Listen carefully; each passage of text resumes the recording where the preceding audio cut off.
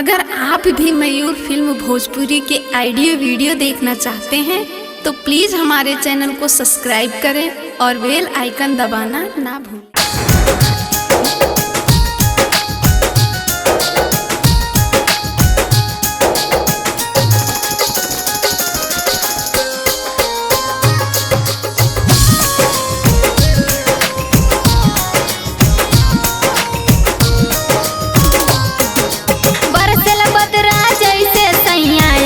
लोर बहाए रे, याद तेरी जब आए सजना, मर जाऊं मैं हाय रे।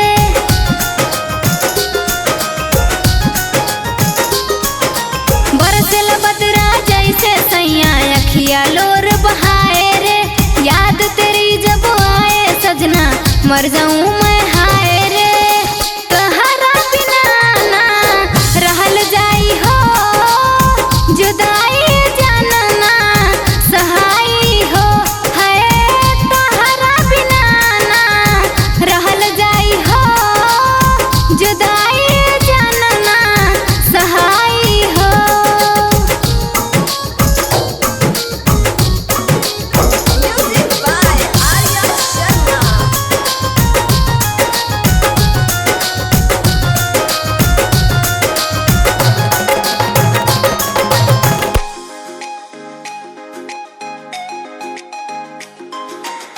हमरा से वादा कइए के गइला, करी इंतजार तोहार लौट के न आइला।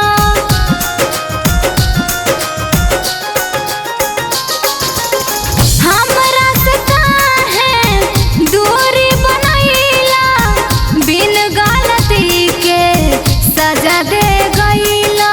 एक दिन आइबा लौट सजनमा, लागल बावे असरा हो, अखिया देखे रहिया तोहार, खोजे नैन के कजरा हो।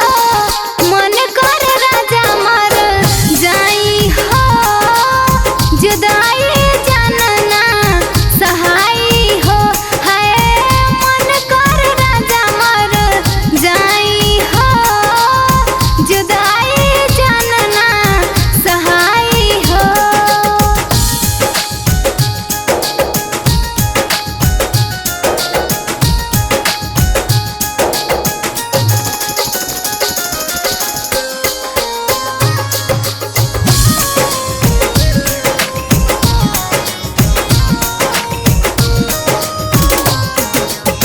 आँखिया के नींद जान, दिलवा के चैना, गइनी भुलाई खाली रोवे दुनो